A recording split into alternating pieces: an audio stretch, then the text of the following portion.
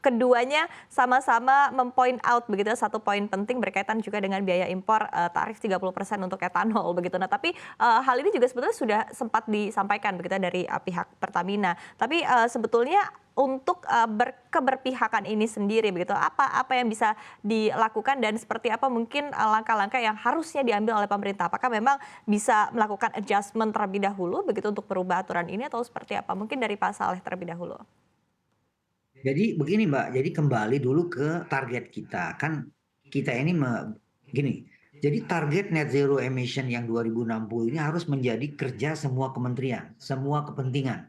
Jadi semua instrumen fiskal, non fiskal harus bergerak gitu kan. Nah, sekarang ini kita sadar bahwa kemampuan kita untuk menuju ke net zero tidak mudah. Kita harus melakukan berbagai upaya. Yang kita bahas hari ini adalah bioetanol. Bioetanol ini merupakan satu produk atau komoditas yang sangat prospek untuk kita. Bayangkan kalau kita misalnya sekarang bisa membangun hutan tanaman energi untuk memproduksi bioetanol yang second generation ya. Jadi yang tidak konfront dengan food dengan apa industri pangan yang disampaikan Pak Kom tadi itu. Kita kita bisa mengembangkan yang apa itu bioetanol generasi kedua itu dari biomasa yang sangat banyak di Indonesia.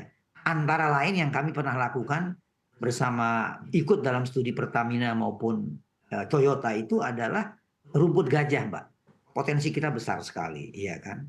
Dan kita memiliki pulau-pulau terluar, tanah-tanah kosong yang tidak yang bisa kita jadikan untuk industri itu, Mhm iya kan? mhm. Jadi pulau-pulau kita yang banyak yang tidak termanfaatkan sekarang ini kan kita bisa gunakan untuk meningkatkan nilai tambahnya, value added-nya dengan menanam hutan tanaman energi, baik itu untuk biomasa, untuk Mhm co-firingnya mhm. PLN, dan seperti contoh, maupun juga untuk bioetanol, untuk fuel grade bioetanol ini. Sehingga ke depan di 2030 kalau kita committed, kita sudah akan ketahanan energi kita baik di sisi listrik maupun transport BBM itu saya kira sudah lebih lebih terjamin, lebih meyakinkan.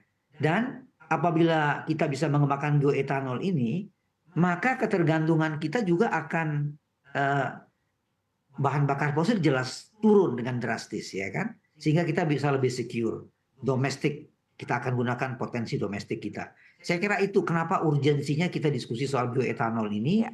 dan Mhm mhm. bagaimana kita support badan usaha khususnya Pertamina Mhm. agar betul-betul mereka bisa naikin nih, jangan jangan cuman seperti saat ini yang baru kira-kira 15-17 SPBU, baru sekitar 5.000 liter per hari, ya kan? Ini masih jauh dari target kita, tapi kita perlu support mereka agar di sisi tadi itu insentif itu juga ada, di sisi barrier untuk cukai juga segera dihilangkan. Sekarang maupun setahun lagi toh kalau mendukung NZD pasti akan cukai ini pasti akan dihilangkan juga. Ya. Kenapa Mhm tidak mhm sekarang mhm misalnya kita mhm. kita kita support agar Pertamina itu bisa tidak tekan sehingga bisa menghemat sekitar Rp1.000 per liter. Ya, Kalau baik. Mhm HIP mhm. misalnya bioetanol itu katakan sekarang 13.150 atau 12.150 misalnya, dipotong 1.000 kan lumayan itu Mbak. Ya. Mhm Bisa mhm mhm. menurunkan harga harga jual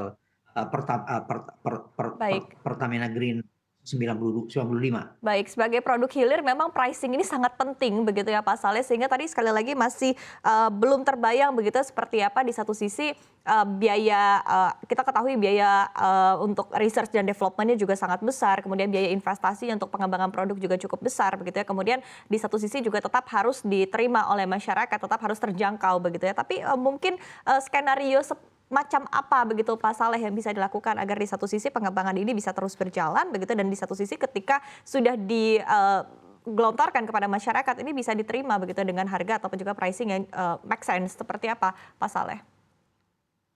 Yang pertama tentu this is the timing. Jadi saat ini merupakan timingnya bagi badan usaha, bagi kita semua untuk menuju ke BBM ramah lingkungan. BBM ramah lingkungan salah satunya tentu adalah yang Pertamina atau Pertamax Green seperti ini ya. Salah satu produk Pertamina yang apa itu RON 95 Green. Ini harus tantangan memang banyak, tantangannya memang banyak, Mbak, ya. Baik dari sisi pricing, baik dari sisi supply, baik dari sisi perlakuan terhadap fiskal. Ini yang saya pikir Pertamina yang saya tahu juga berupaya apa itu untuk menghapuskan cukai misalnya dengan kalau tidak salah mendaftar sebagai izin usaha industri. Karena kalau memiliki izin usaha seperti ini maka kemungkinan akan bisa dibebaskan dari cukai, salah satu contoh. Karena ini kan kita tidak gunakan untuk hal-hal yang terlarang ya kan, bukan untuk minuman keras, untuk apa, tetapi ini adalah untuk energi. Sehingga sangat wajar jika tidak diberlakukan cukai. Dan ini juga mendukung. Nah, kemudian dari sisi konsistensi kebijakan pemerintah, roadmap kalau memang roadmap kita sudah punya itu, maka mari kita komplek pada roadmap itu dengan berbagai cara, berbagai insentif, ya kan? Sehingga kita bergerak terus ke depan. Jadi jangan seperti sekarang nih. Dulu Pertamina pernah memulai 2006-2007 di Surabaya bioetanol, tapi kemudian tenggelam, tidak berkembang. Nah sekarang bangkit lagi nih. Tentu kita harapkan kalau jangan berjalan nih. Jadi berjalannya itu sejak 2006 sampai sekarang. Nah sekarang 2023 onward ini harusnya udah berjalan cepat atau berlari, Mbak Iva.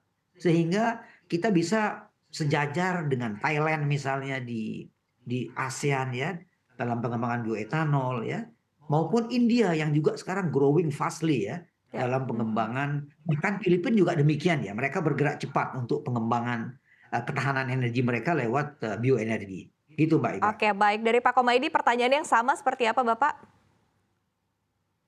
Iya, kalau contoh sebetulnya kita ada beberapa referensi seperti Pak Saleh sampaikan, mungkin yang mirip-mirip dengan karakteristik kita baik sisi masyarakatnya maupun aspek fiskalnya Brasil ya Mbak. Brasil tuh sekarang ini udah kapasitas produksi mereka per year ya, itu 40 juta KL ya. Artinya mungkin udah setara konsumsi Pertalite dan Pertamax di kita begitu. Jadi mereka mampu untuk melakukan itu. Nah, mungkin itu jadi referensi kebijakan yang juga perlu diadopsi beberapa hal mungkin yang relevan.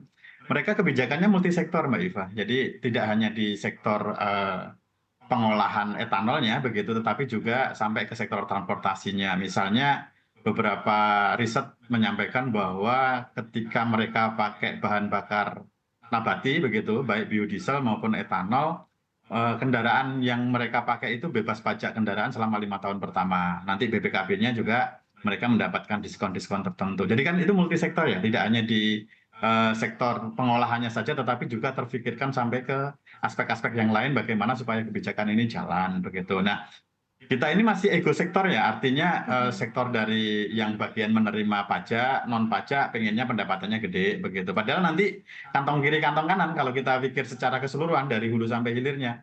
Misalnya di dalam konteks tadi biaya impornya masuk katakanlah kena 30% begitu. Kalau nanti kemudian di hilirnya ujung-ujungnya pemerintah kasih subsidi, itu kantong kiri kantong kanan sebetulnya, Mbak Iva. Jadi di satu sisi ada pendapatan dari cukai begitu, tapi di sisi lain harus kasih subsidi maupun kompensasi, ujung-ujungnya kan sama. Tetapi ketika kebijakan itu dilakukan secara holistik, itu treatment kebijakannya menjadi berbeda, nanti industrinya berkembang seperti yang Pak Saleh sampaikan. Mungkin jumlah SPBU yang menjual teman-teman Patraniaga nambah lagi. Yang memproduksikan di Jawa Timur sekarang mungkin berkembang Jawa Tengah, Jawa Barat. Nah, aspek-aspek itu saya kira perlu dipikirkan secara menyeluruh oleh multisektor. Dan multisektor sejauh ini ego sektornya masih cukup tinggi. Dan ini yang saya kira harus ditekan masing-masing begitu.